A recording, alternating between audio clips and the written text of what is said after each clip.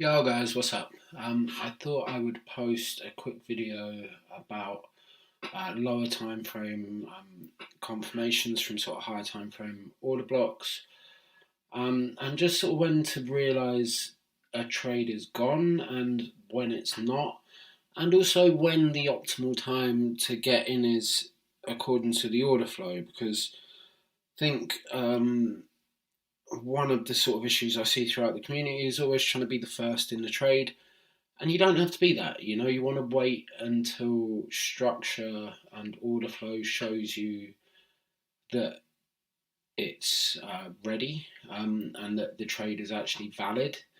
And some people seem to get a little confused about when that is, and it's something I've been putting on a lot of work on recently because I think it's important, and I think it really does give you, if you test it enough, that real confidence that your trade idea is valid and that you've got the highest probability of it actually playing out in your favour. I'm going to focus on GU today. A buy that happened a couple of weeks back, something like that, and yeah, I think it's a very good example of just waiting for the market to really show its hand. So on daily, you can see that we're pretty bullish, been putting in higher lows and higher highs. We came down, broke this structure here, broke again here, creating this swing low, and then sort of started pushing back up, creating higher highs and higher lows on the way up. So we then come on to the 4 hour, and just want to take this bit off, and you see here that we've got sorry, let me remove that we've got a break of structure to the upside, right? So it's like, where is the valid POI here, right? So in my opinion, you have two, right? I would always take the extreme, unless it's been mitigated to sort of the 50%, which this one just about hasn't. It just misses the 50% here. I would always say that this is definitely what you would call the extreme, right? And you've got this one as well. Of course, that it creates the imbalance and stuff like that. But both are very valid sort of points of interest. And with higher time frame stuff, we're looking more for sort of areas of interest rather than taking just a risk entry off a 4 hour block. As we want that really, really good RR, and we want to be able to get in with the market showing us its hand, right? So yeah, if we go down onto the 1 hour, no, sorry. You can see that we do, we've got two even more valid points of interest, this one and this one down here, right? Again, this is the one that created the imbalance and all that sort of stuff, but the move really started happening from here, right? This is the point on the 1 hour that this initial high was breached and closed above. So for me, it would definitely still be worth having a look and having that marked out and just seeing how price action sort of reacts when we get into it, right? I always sort of say that confirmation entries are best. I still believe that. Yes, there's a case for risk entries. They can be very profitable, but I would always prefer to see the market show its hand and let me know that it's ready to sort of push to the upside. So if we continue moving through price now, you can see here that we've pushed in quite heavily, right? I mean, at this point, as soon as we came into it, I'd already be on the sort of 1 minute time frame, just having a look at what was happening, how price was reacting, and what sort of things, is the market showing me at that point. All right, so And see here we've got this large impulse to the downside, and then we start correctively moving down into the order block, right? At this point I would definitely be on the 1 minute, and for me I would be classing this point up here really as initially the swing high that I would want broken before looking to take any buys from there. So I'd have my structure marked out. Sorry, I like this point here because this is the point that broke this low here.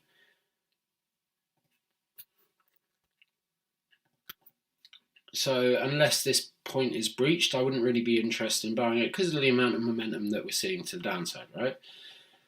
So then we come in, we retrace up a bit, and we continue to sort of generate liquidity down here, right? So again, this would be ideally at this point, unless we sort of categorically close up above that this high here, I would want to see this liquidity swept, right? Because you know, that's something we want to see, right? We want to see the BFI taking the liquidity and filling their orders before they're ready to move up. So we continue to push up, and then again we start to range a little bit, and eventually we come down and we break this low again, right? So sweeping the sort of sell side liquidity here, which is brilliant. All the sort of things that I want to start seeing, right? So at this point we have broken this structure here, right? And it's about looking for the right sort of structure. Remember that M1 can be very noisy. It can be difficult to read at points. So just wait, be patient, right? That's all you need to be, right? So at this point here, I would have this as my swing high, right? I wouldn't necessarily look at this because this is, yes, it's structured, definitely. It's a pullback, but it's on the 1 minute time frame, and it's, you know, on the 1 minute structure, as I said, can be very noisy and it can be very difficult to read. So just practice a little bit of patience with it, right? So I would have this as my swing high, right? Ideally, again, I would want this breached before looking for buys, because that's the point where the last real injection of sales started, right? So that's the last point that the money is at. You know, we can start saying, yes, once it breaks here, we can start looking. Fine. For me, I would ideally like the swing high broken always, just because it's safer. You know, I like my money, I want to look after it. We come down, we then sort of start creating somewhat of an accumulation schematic. Again, I'm not going to really search it, mark it all out, because I don't think Wyckoff is a tool. I think structure and liquidity are the most important things, and Wyckoff should be used as complements if that's something you want to look into. So then we push down, again, breaking structure here. For me, I would still have this as a point that I want breached, ideally. You know, yes, this is definitely another sort of point of interest now. So with the right confirmations, I would potentially be looking to get in after this area is broken. So let's just carry on playing price through and see what it does. Right, so this is where the devil in the details really comes in, right? There's tiny little things here that will show you what is happening, where price is moving, what it's doing, what banks are trying to do, and what they've accomplished already, right? So here we break this sort of high here, right? And we push up. We've got imbalance here, great, right? So I know a lot of guys would probably try and get in here or here, which is fine, you know, perfectly valid entry, but, you know, you don't always have to be the first one in the trade. You can just wait a little bit, let the market really show its hand, and then we can look to get in at a safer place, right? So again, if you had your order here, fine, absolutely nothing wrong with that, perfectly valid area. But then price sort of pushes away, right? Breaks structure again. So The interesting thing here, in my opinion, is that the imbalance, although not filled here, is somewhat mitigated, right? Because this actually comes down, this candle here comes down a tiny bit below this wick, right?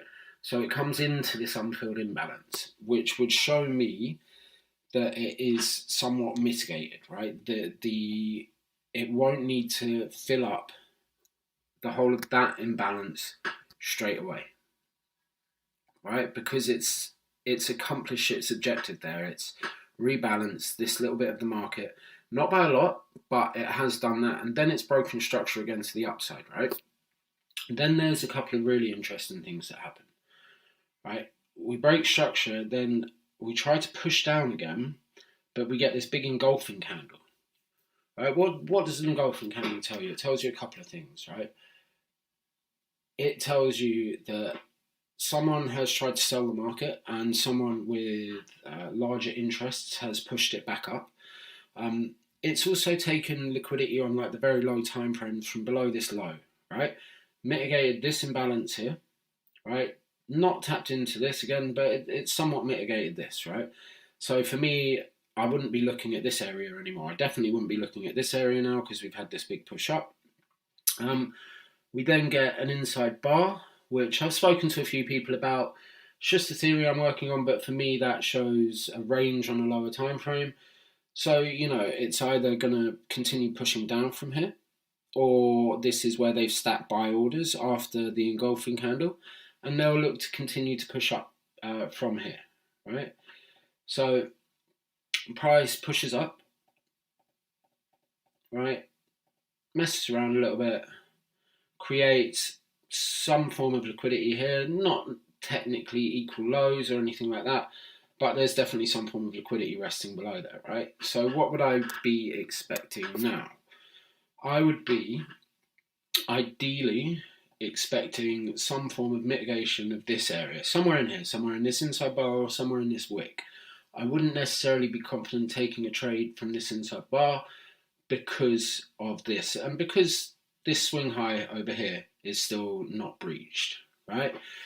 You know, we've had a fair bit of bearish momentum. Yes, we're going through accumulation now, which is great. All good signs that that there's definitely intent in the market. We break structure again to the upside, right? So it's starting to look really good for buyers, right? And so let's just, again, I wouldn't be comfortable taking a trade from here or here just because my stop would have to be too big to cover that. There's still this little bit of imbalance down here, so I'd rather see how price reacts to this and then see if I can get a trade afterwards, right? So price comes down, takes the liquidity from below here and mitigates this inside bar, right? So what's that showing you? Now for me, that is showing order flow, right? We've had a series of breaks of structure, a series of mitigations, right? Mitigated this imbalance, mitigated this inside bar, broken structure here, will break structure here. And you know, that is then to me starting to say, right, brilliant, let's start looking at an entry here. We then break this swing high, right?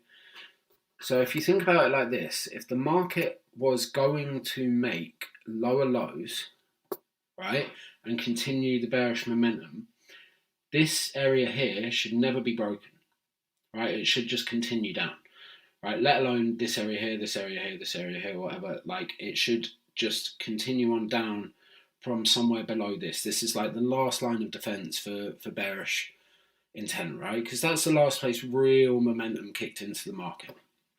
Okay, so again, we've broken more structure here. And on the way up from this, we have created a lot of imbalance, right? That would definitely be saying to me that I would personally be looking at this specific candle, mainly because it's what I would class as a sponsor candle. I've spoken about it again in a couple of things, but it's a candle that's more bottom than wick and takes liquidity. Sorry, I've got that fib on, which looks just beautiful, doesn't it? I would always take the 50% of these candles, just because for me they tend to, sponsor candles specifically tend to get mitigated to the 50%. I don't use the equilibrium of most candles, just because I personally don't agree with the theory that all 1 minute order blocks need to be mitigated to the 50%. I think specific candles do. That's just my opinion. But look, let's just play price through, right? So I would then just be waiting. I mean, at this point I would have set an order, definitely. I would be even more comfortable if we get some form of liquidity generated underneath. And I mean, for me, I wouldn't feel the need to put much buffer at all below this. Maybe enough to cover spreads, something like that. Because my idea would be that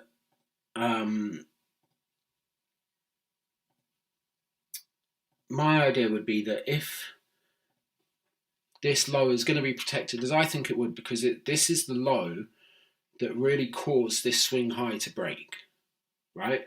So this should be protected. This is the last place money stepped in, right? We've got a push down, right? Another push down, a break of structure, a mitigation, an engulfing candle, an inside bar, a mitigation of the inside bar with a liquidity grab, right? So this, for me, would be the last place that the large interests came in, stepped into the market and said, right, we're going to take this up now, right? So I would not feel the need to cover, say, down here, anything like that. My stop would be just here, just enough to cover spreads. Just in case we do come to mitigate the bottom, I wouldn't want to get stopped out for that. But I would have enough confidence in my analysis that, you know, this low will be protected. That's what my testing shows. That's why I tend to not use a lot of buffer and stuff like that. Because I have confidence in my analysis, right? So we then break structure to the upside again, just showing more and more intent. Generating sort of more liquidity down here as well. As I've said previously, there is liquidity beyond every high and every low in the market, right? What makes the market move? Money. Where does the market move from? Highs and lows. What's beyond the highs and lows? Money. Stop losses, breakout sellers, all of that sort of stuff, right? So we then push up, break structure again.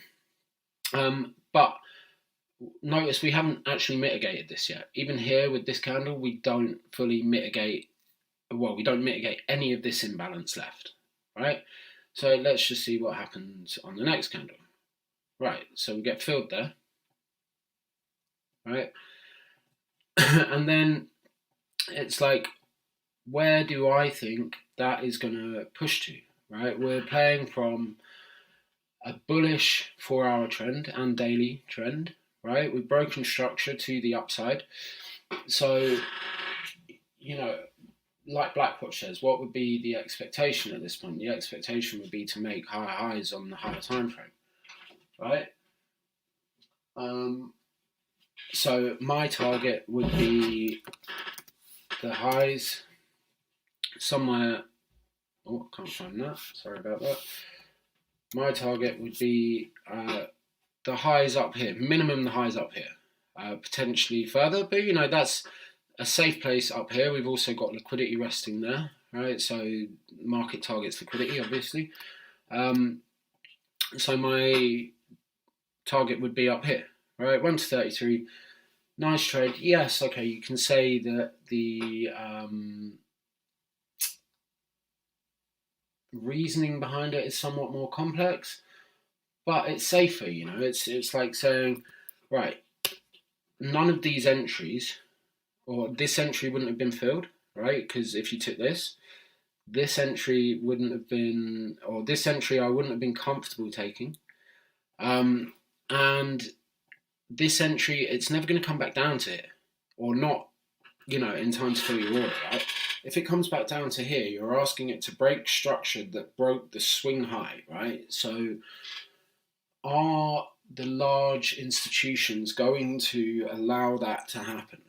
Probably not, because they've got vested interests in that area now. This is the last place they stepped in. They don't want anyone getting in at a better price. One interesting thing that me and some of the rest of the team are testing is how we break structure as well, with what sort of momentum, right? So here we break with low momentum, right? We break and then start retracing straight away. We then break again, start retracing straight away, then break again and start retracing straight away. And one theory that we're working on is oftentimes if we break in that way, we'll come back to the decisional order block, right? Which would be this one, right? The extreme would be down here, right? If we broke with higher momentum, I would then potentially be waiting for more confirmations to show that the trade was valid. But this, on top of everything we've talked about, the series of mitigations, the series of breaks of structure, the imbalance, the liquidity grabs, the fact that there's resting liquidity above the order block and all of that sort of stuff, would show me that this is going to be the area that's protected, right? So that to me is how I would build a story around lower time frame confirmations and lower time frame order flow, and really sort of following the money and seeing what happens and where we're going to go from here, right? I mean, this trade I already know never comes back, but we can play it out a little bit. There would have been other scaling opportunities here, and you can just see by the amount of intent in the move up that it's never going to come back to test that low, right? The only place it comes back to test are sort of these areas where you could potentially scale in, like here would have been a valid scaling because this is the one that broke the next structure and so on and so forth. Right, so let's just go on the hourly and see that runs to target. And it's just about managing your expectations as well. Because say you wanted to, say you've done all that analysis and you were like, right, let's just take this to the 15-minute high. For me, yeah, great, 15-hour trade, brilliant. But that's cutting it short. You've got in at what is potentially a 4-hour higher low. So why would you want to let your trade sort of not fulfill its whole potential? The expectation when you have got in an area that should be a higher low is that it will make a higher high, right? So once it sort of pushes up past here, then I'd be thinking about pulling at least 80-90% of the volume off the trade, if not all of it, because it's a great trade. It rallies up. You don't need anything else than that. You take 1 or 2 of those trades a week and you're golden, right? Rallies up, hits target, and continues to push. I think this would have run for a 1 to 50, something like that. But, I would be more than happy personally with that trade. I apologise if you can hear my chair squeaking. Sorry about that.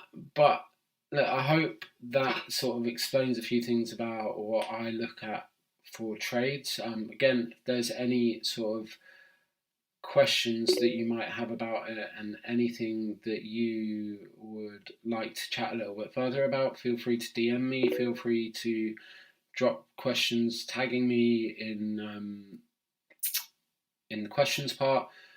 And I hope that sort of clears up a few things of just knowing when a trade's gone and when it's not.